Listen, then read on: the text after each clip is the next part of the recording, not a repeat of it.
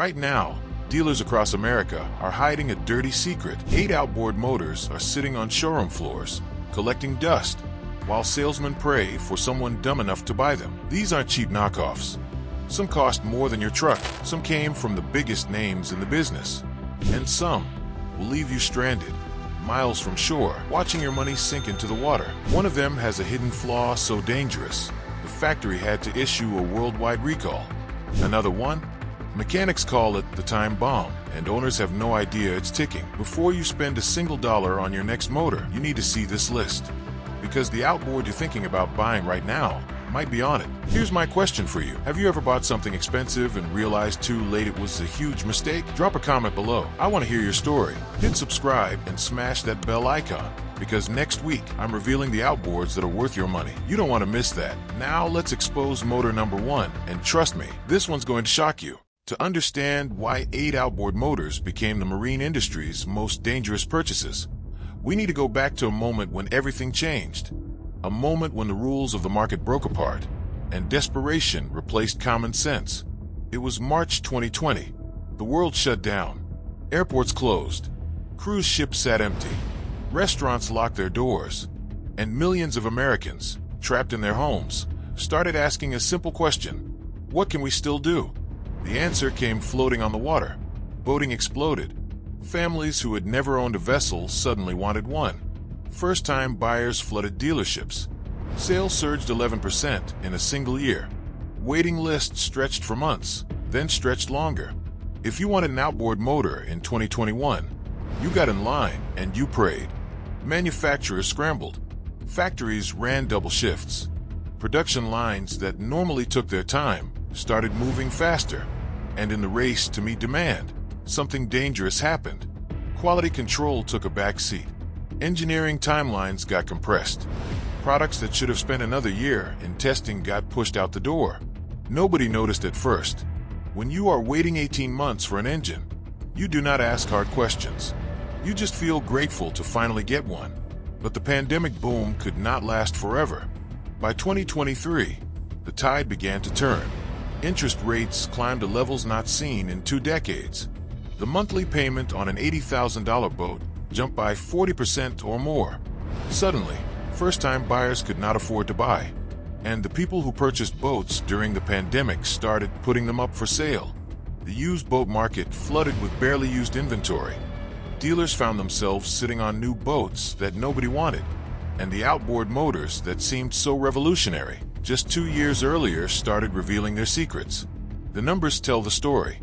In the first quarter of 2024, the Brunswick Group, parent company of Mercury Marine, reported a 23% drop in propulsion sales. That is a fall from $751 million down to $578 million. Yamaha's marine division dropped 2.5%. Suzuki's marine sales fell 15%. Behind those percentages are real consequences. Mercury Marine announced over 300 layoffs in June 2024. Dealers started slashing prices, desperate to move metal. New boats now sit on lots for an average of 243 days before selling. That is 8 months of floor plan payments eating into profit margins that were already thin. Matt Grun, president of the Marine Retailers Association of America, said it plainly. Getting people to come through the door and consider buying a boat has become harder than it has been in a long time. He pointed to the compounding impact of inflation on boat prices, the highest interest rates in years, and the constant fear of recession that has lingered since late 2021. This is the environment that created the 8 worst-selling outboards in America, a market where manufacturers rushed to innovate, where first-generation products hit the water before they were ready, and where buyers now face a dangerous choice. Some of these motors cost more than most family cars. Some carry hidden defects that dealers will not mention, and some will strand you miles from shore with no warning at all. The question is not whether these motors are bad. The question is why they keep getting sold to people who do not know any better. Let us start with the most expensive mistake on the list. In February 2021, Mercury Marine made an announcement that shook the outboard world. They unveiled the Verdue V12, the first 12-cylinder outboard engine ever built. 7.6 liters of displacement, 600 horsepower, A 2-speed automatic transmission, another industry first. A steerable gear case that pivoted underwater while the power head stayed fixed. The price tag started at $77,000 per engine. Mercury called it a revolution. They said it would redefine outboard performance. Boat builders lined up to mount quads and quints of these monsters on their transoms. A single Viking Valhalla V55 at the Fort Lauderdale boat show carried 5 of them. 3,000 horsepower, pushing a center console past 70 miles per hour. The marketing promised luxury, smooth operation, whisper-quiet cruising. And for some owners, that promise held true. But for others, the dream turned into a nightmare.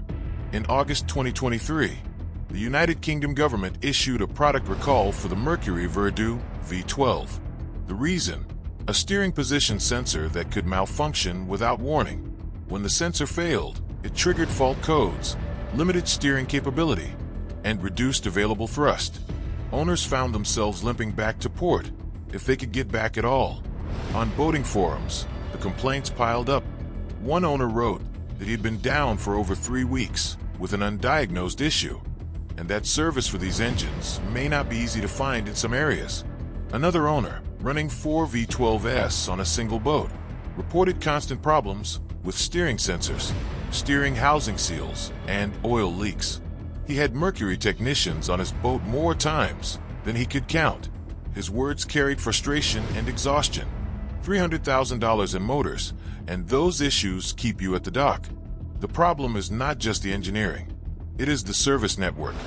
Most marine dealers are not certified to work on the V12.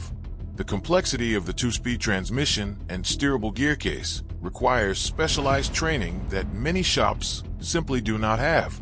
When your $77,000 engine breaks down, you may have to haul your boat across the state to find someone who can diagnose it. That is outboard number 1. But the second engine on our list carries an even darker reputation. The Yamaha F350 launched in 2007 as the company's flagship outboard, a 5.3-liter V8 producing 350 horsepower. For over a decade, it powered the biggest center consoles in the offshore fishing world. Serious anglers trusted it without question. Then the flywheel failures began. Deep inside the F350's powerhead sits a harmonic damper, a component designed to absorb vibrations from the crankshaft. Engineers discovered that operating the engine in a specific RPM range, between 3,400 and 4,200 revolutions per minute, caused the damper to deteriorate. The rubber elements would fail, and when they failed, the crankshaft could snap in half. Yamaha's solution was a service program requiring flywheel replacement every 80 hours of operation within that RPM band. They released a new engine control unit that tracks time spent in the danger zone. When the counter reaches the threshold, a fault code appears. The mechanic pulls the flywheel and installs a new one. But here's what Yamaha did not advertise. When they install the new ECU, it erases the engine's hour history. That means a used F350 showing low hours on the gauge might have run thousands of hours before the reset. Buyers looking at that pristine-seeming engine have no way to know what they are really getting. Yamaha now provides free flywheel replacements for life. That sounds generous until you realize what it admits. The original design was flawed, and they knew it.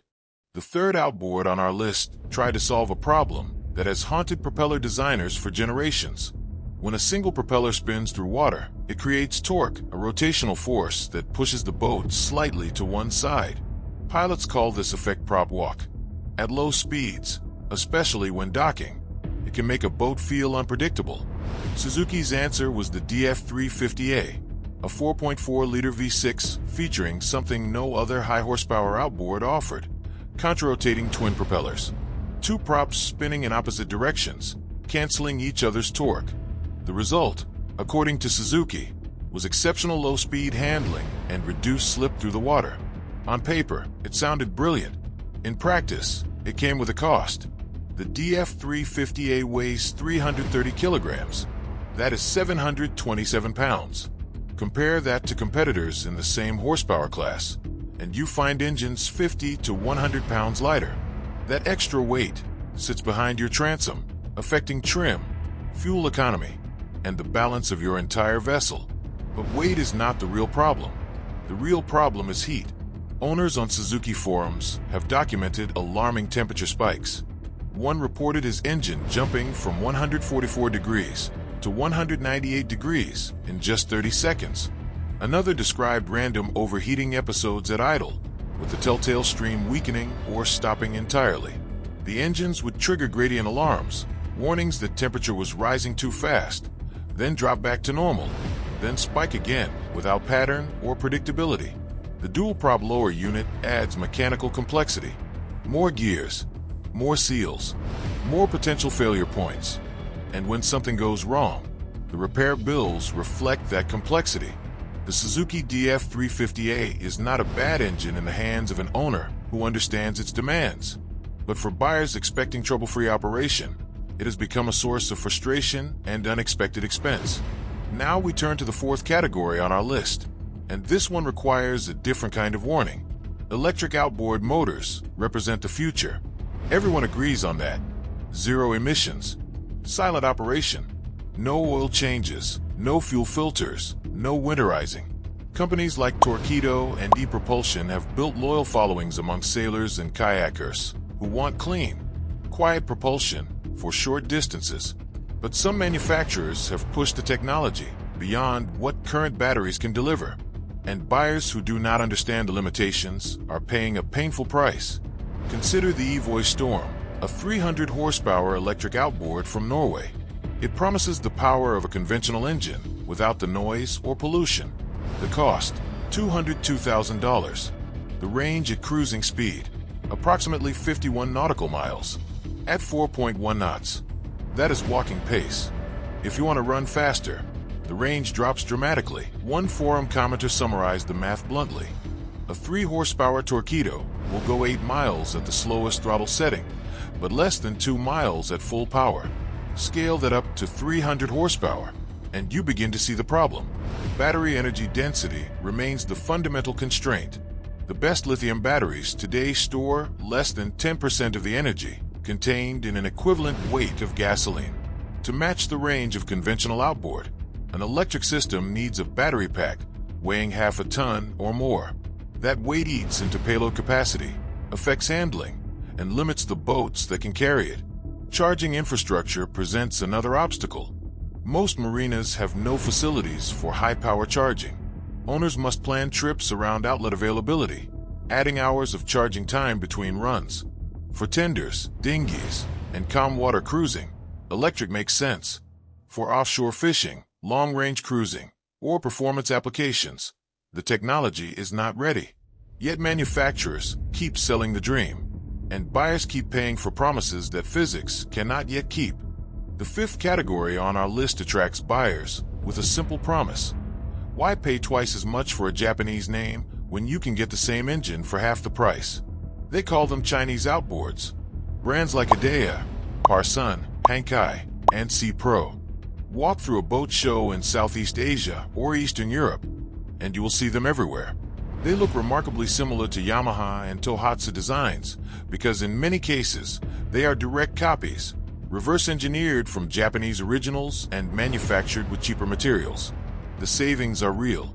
A Chinese 15 horsepower outboard might cost $800. The Yamaha equivalent runs $2,000 or more. For a budget-conscious buyer who just wants to push a small boat around a lake, the math seems obvious, until the engine fails.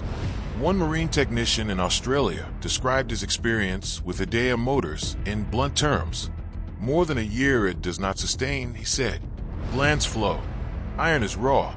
Another owner reported significant corrosion forming inside the lower unit within 3.5 years, despite regular maintenance and freshwater use. Forum after forum repeats the same complaints. Poor starting, inconsistent quality, and parts that simply cannot be found. That last point matters most. When a Yamaha breaks down, every marine dealer in America can order parts overnight. When a Parsun or Hankai breaks down, you may spend weeks searching for a replacement fuel pump or ignition coil. Many mechanics refuse to work on Chinese outboards at all, not because they cannot diagnose the problem, but because they cannot source the solution. Worse still, Many of these engines do not meet Environmental Protection Agency or California Air Resources Board emission standards. Customs officials have seized entire shipping containers of outboards that lack proper certification. Buying one puts you at legal risk and guarantees zero manufacturer support if something goes wrong. The sixth outboard on our list comes from a manufacturer you would expect to trust completely. Mercury Marine, the biggest name in American outboards, entered the electric market with its Avatar series. The 7.5e launched in 2023, followed by the 20e and 35e in 2024. These are small motors. The 7.5e produces roughly 3.5 horsepower equivalent. They target kayakers, small boat owners, and tender operators who want silent, clean propulsion.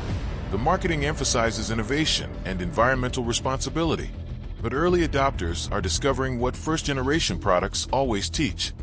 You are paying to be a test subject. The Avatar uses a proprietary battery system, locking buyers into Mercury's ecosystem. Competitors like Torqeedo and ePropulsion have spent years refining their products, building dealer networks, and accumulating real-world feedback. Mercury is just beginning that process. Buying an Avatar today means trusting that Mercury will continue supporting the platform, that parts will remain available, and that future improvements will be compatible with your purchase. That is a lot of faith to place in a product category that represents less than 1% of outboard sales. The seventh motor on our list comes from Tohatsu, a Japanese manufacturer that supplies rebranded engines to Mercury for models under 40 horsepower. Tohatsu offers a 5-year warranty and genuine Japanese engineering at prices below Yamaha and Honda. But specific models and years have earned troubling reputations. Owners report hard cold starts caused by internal fuel tank designs that struggle to prime properly. Others describe excessive vibration. One sailor wrote that his entire boat buzzed, that his pop-top screws vibrated loose, and that his feet went numb holding the tiller at half throttle. More alarming are the lower unit failures. One owner reported a sheared prop shaft with only 30 hours on a brand new engine. He was simply running across the bay when the motor suddenly revved up and the boat slowed to a stop. No impact, no grounding, just a component that failed without warning. The eighth and final category on our list carries perhaps the cruelest lesson of all. It concerns engines that were genuinely excellent, products built with real innovation and engineering talent that became worthless because the companies behind them disappeared. Vinrud made outboard motors for over a century. Their EDC direct injection two-strokes earned fierce loyalty among boaters who valued power, efficiency, and the distinctive sound of a well-tuned two-stroke engine. When other manufacturers abandoned two-stroke technology to meet emission standards, Vinrud refined it. The EDC ran cleaner than many four-strokes, while delivering the throttle response and power-to-weight ratio that two-stroke fans loved. Then, in May 2020, parent company BRP announced they were exiting the outboard market entirely. Factories closed. Production stopped. Dealers who had built their businesses around Vinrud scrambled to pivot, and owners of EDC engines suddenly faced a terrifying question. Who will fix this when it breaks? 5 years later, the answer is increasingly grim. Parts supplies are dwindling. Certified technicians have moved on to other brands. Independent shops willing to work on EDCS must scrounge for components through aftermarket channels and salvage yards. Resale values have collapsed.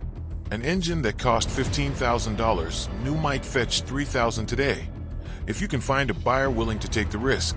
Seven Marine tells an even shorter story. This Wisconsin company built ultra-high horsepower outboards based on supercharged automotive engines. 627 horsepower. Massive, exotic, and extraordinarily expensive. They found a niche market among owners of large center consoles who wanted maximum speed regardless of cost. Volvo Penta acquired Seven Marine in 2018, promising to expand the brand. Instead, they shuttered it. Owners who spent over $100,000 per engine found themselves stranded with orphaned technology and no factory support. The lesson is painful but clear. The best engine in the world becomes worthless if nobody can service it. That incredible deal you found on a used Vinrud or Seven Marine might turn into a $20,000 paperweight the first time something serious fails. So what should a smart buyer do in this treacherous market? First, avoid first-generation products. When a manufacturer announces a revolutionary new platform, wait. Let other people discover the problems. Let the engineers issue service bulletins and design revisions. The second and third generations of any engine are almost always more reliable than the first. Second, verify your service network before you buy. Call marine mechanics within 50 miles of where you boat. Ask if they are certified to work on the engine you are considering. Ask how long it takes to get parts. If the answer makes you uncomfortable, choose a different engine. Third, research your specific model year. Forums like The Hull Truth contain thousands of posts from real owners describing real problems. Search for the exact engine you are considering. Read the complaints. Look for patterns. Informed buyers rarely get burned.